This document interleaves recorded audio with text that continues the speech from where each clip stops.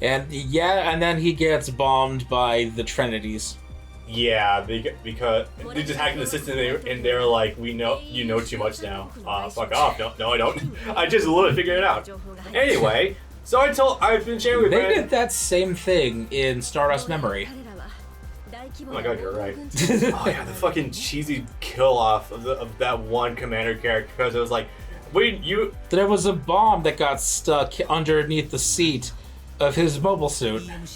Yeah, and he found out the plans that, oh my god, Neo Zeon is up to something. Yeah, no shit, Zeon's always up to something. They're gonna drop a colony. Oh no, what a surprise! I fucking hate Star Wars sometimes. It's not like they haven't already done that twice to this point. I know, right? Fucking Jesus Christ. Anyway, so, since Lock-On is objectively the easy mode of the story mode, I'm gonna give you the reins. Thanks. Yeah, don't worry, you'll be fine. I don't want to leave you completely in the dark on this game. I want to let you have at least one mission. Hey, I'm happy with what I'm looking at right now. Yeah. Anyway, start to bring... It's such a cute scarf. Yeah, he's adorable. It really brings out his eyes. Oh yeah, Sumeraga's pretty good too. Anyway, but yeah, no, I'm a thorough believer that you should be able to do at least 1 or 2 missions in Lock-On story mode. He fights a very low amount. Oh, that's a fast forward button. I thought that was an auto button. Yeah, no. Also, damn you, Metal Gear. Also, a good touch of detail is that when he does lose an eye, he actually does wear an eye patch in his story mode. Anyway, so yeah, as explained before, Cessna specializes in physical attacks. Ali specializes in something, AMG, I don't know. And Thierry gets the most physical defense. Thierry will give you the most chance of just outright winning. I think if AMG is actually no. If the problem right is shot value, then you still get a bonus using Thierry as well. Armor? Guard? I think it has automatic guard. I think it might be your thruster, honestly, because that's the only thing that could possibly come to mind. Huh. That's all I can think of, though. But Thierry is definitely your safe bet for just winning out comfortably. Oh, they all have the exact same stat lines, just differently dispersed. Yep. 20, 30, 40, 50. Huh. Each of them specializes in something. It's really neat. He looks so happy to have been chosen. Yeah, right? Considering the layer dialogues between him and Lock-On, yeah, I can definitely imagine that being the case. Man. So you know, it's funny to think about. Lock-On not only turned Thierry gay, but human sexual. You're absolutely right. Because originally Innovades don't seem very keen on fucking other humans, well, except for Lyle and Anu. There was that was like one of the exception to the rule. The fucking the Ribbons, the girl version. Yeah. Was like, hey, I can to one of the red guys. Armon is Lock-On, and then Square is... No, I'm Lock-On. Excuse you. But yeah, with this you should be able to win this pretty handily. As long as you're actually pressing the attack against them, you should be fine. Triangle's guard, that costs a meter. I can guess what circle does. Yeah. X's dash. If you... Ascending, descend, the R2 doesn't do anything. Yeah, there's oddly a lot of buttons that don't seem to do much. The only thing I know that L2 and R2 probably do is activate after a certain point in the story. Trans Am when you're on the doorstep of dying. Ah, that'll do it. So it's just in reserve. Yeah. Yeah, you have to kill 50 enemies in 100 seconds, which honestly is kind of easy. Yeah, you want to just go for the red arrows in order to get the eliminations. And as I already explained before, because emulation, the dead zones are not completely accurate to what they are, so sometimes you'll press left and you'll get up left. It'll happen seldomly. It's not a big issue. Whatever. This is a cool one though. It's not too big a deal. Right. I forgot that was there. Yeah, for lock-ons, you want to get as close to the dot in the middle as you can. I only got like 10 guys with that? Yeah, you only got like a 10 chain. And for your charge attacks, hold down X and square at the same time, and you'll begin charging, and then you can fire away. And But I can't aim. down. Well, yeah, but you want to be logged on first. Yes. Oh, yeah. Oh, hell yeah! It's like all of them right there. Nice. This is where the bone is created. I think you do have a scuffle with Graham at some point, but I don't think it's this level. I think this is just a generic. I'm not sure what this level is supposed to be, really. Target practice? No, like what point in the story it is. I think it might be in South America when there was that, no, Sri Lanka, I think that's what it was. Because there's that initial scuffle that Celestial Being was sent out to go deal with, which was a Civil War crusade, I think it essentially was. I'm not sure. And Lock-On felt so bad because he's like, come on guys, just stand down. Quit making me shoot all of you down. Oh, it does time out too. Yeah. Fuck me. 7. Yeah. Still doing pretty good. Yeah, you want to be locked on first in order to actually fire that. Oh, that's also timed. Oh, it's meter. Huh. Yeah, you can hold on to your charge for your charge attack for a good amount of time, but not forever.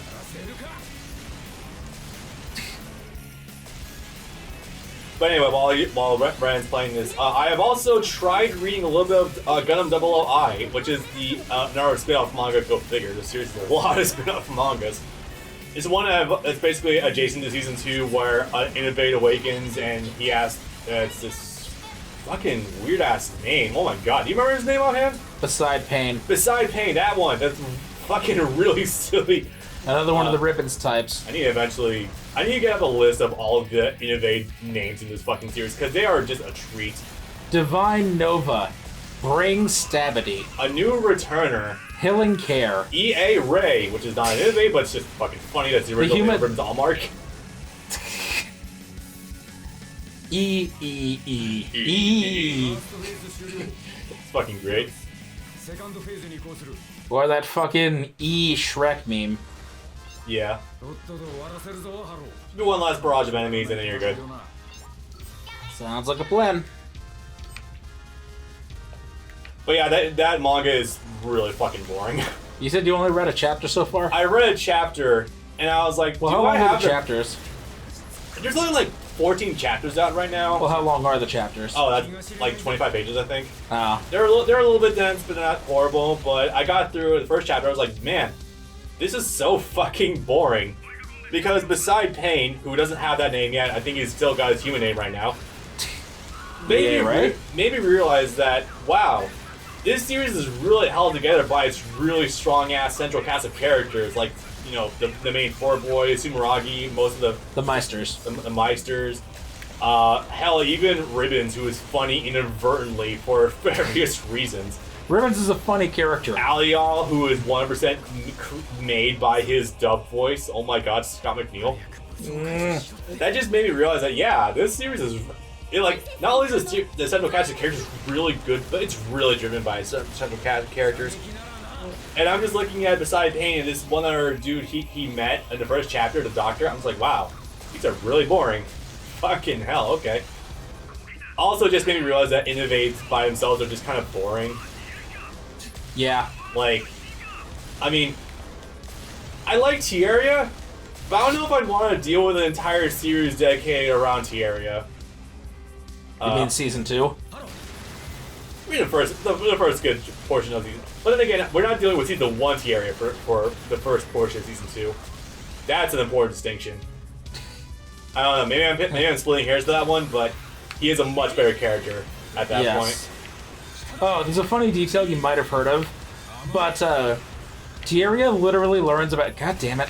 Literally learns about the plans for the 00 while he's sleeping. The plans... Sleeping where? Like, when does that happen? In between seasons 1 and 2. He's doing some kind of sleeping, I don't know what. Huh. But he's doing some kind of sleeping, and the plans are just implanted in his brain. From Veda? I guess, I don't know, but yeah, I'll find it. There's a tweet, I'll find it for you in between stages, but it's literally, it said, the article says that he found the plans while sleeping. That's weird. I mean, I guess it's not unfounded too, because beside Pain, when he wasn't awakened as an Innovate, was still receiving data from Veda, which is kind of weird. Also, Double O out genders Veda. It's kind of bizarre. Genders Veda as a she. Really? Yeah, It's not just Aeolia? Yeah, it's not just an Aeolia. I kind of always imagine like a Jarvis vibe from Veda, personally speaking. Motherfucker. Yeah. Sort of what, No, I think I get it. They could be doing, the 2001 A Space Odyssey. Yeah.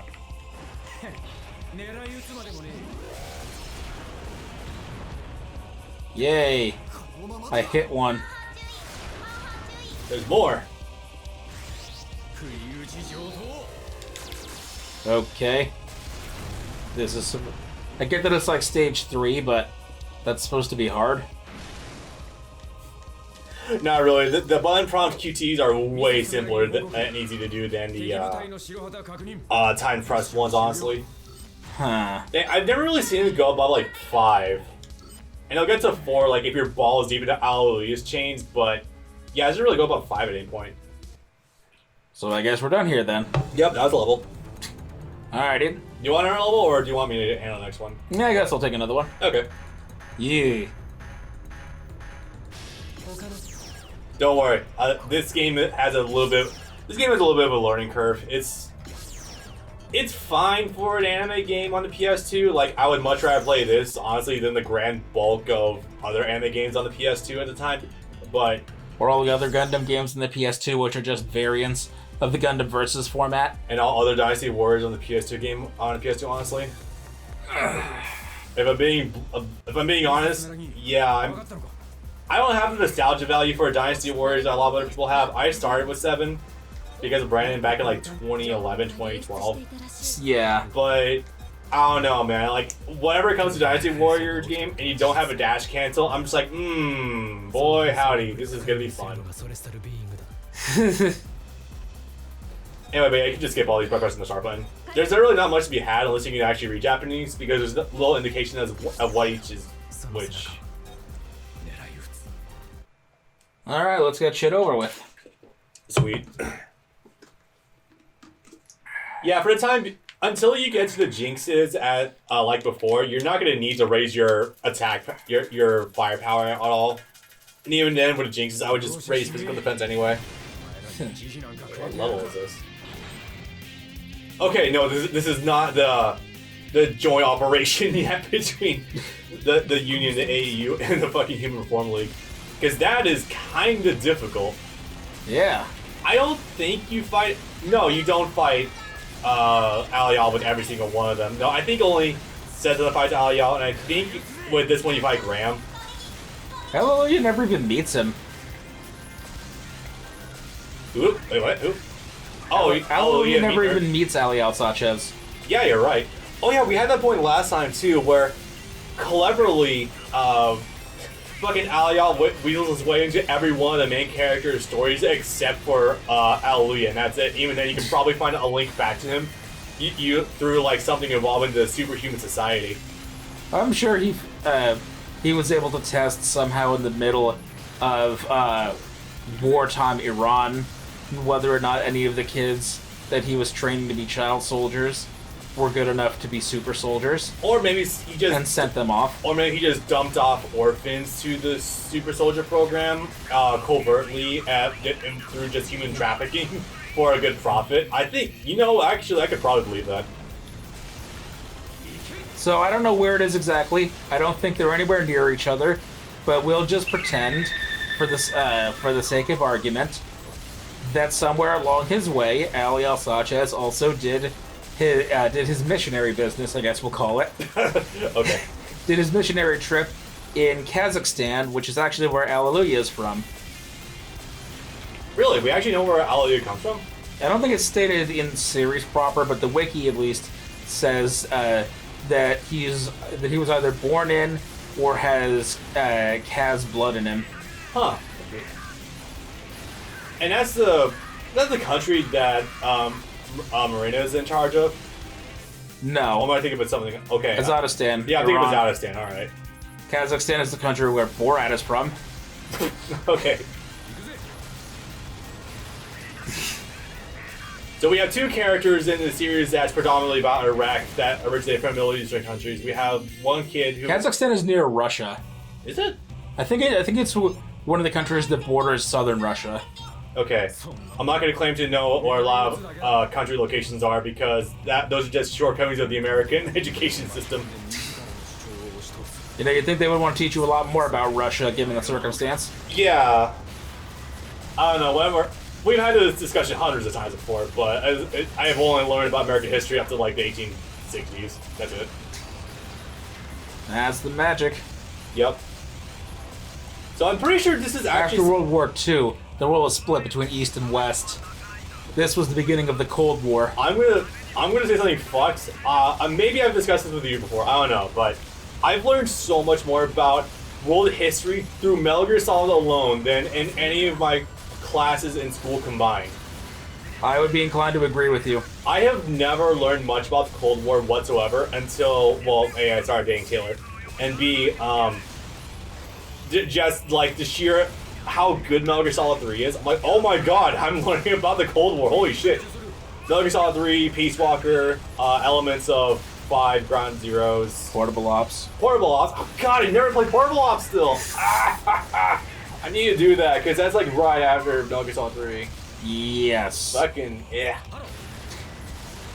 I'm inclined to agree with you though, because insofar as I remember history, as I was taught it from the mid 2000s up to 2011, 2010, never went past maybe the 60s. Yeah, I can see that. A lot of the time, especially in middle school and elementary school, it was like World War II happened, the end. Well, I mean, to be fair, there's considering the CIA's dealings in like South America during the 70s, I don't think they'd be too keen on teaching kids a lot about this stuff. We can't teach people about Tuskegee. We can't teach people about Guantanamo Bay. Oh, you don't know what that is, do you? No, I don't actually. So, there was an experiment from the 50s, 60s, I think straight up through the 80s. Experiment, you could say. Is this some MK Ultra shit right here? Not exactly. It's, hey, let's, give or maybe find black people in black neighborhoods and either give them or not treat or never tell them that they have certain STDs, and then observe how they deal with that, or how the body deals with that long term. What the fuck? Yeah, this is a real thing. Oh my god, okay. I think it was syphilis. It's like, we're just gonna tell them that you have bad blood. Huh. Okay, that's, That was fast. That's something to learn. Okay. Am I surprised? No. That's the American government for you. That is the American government, and also the mentality of the American government during the Civil Rights era. And no, that adds up. I could believe that. Taylor will wake. I could also ask her, but probably not. Probably better to not. Hey, was the American government experimenting on black people?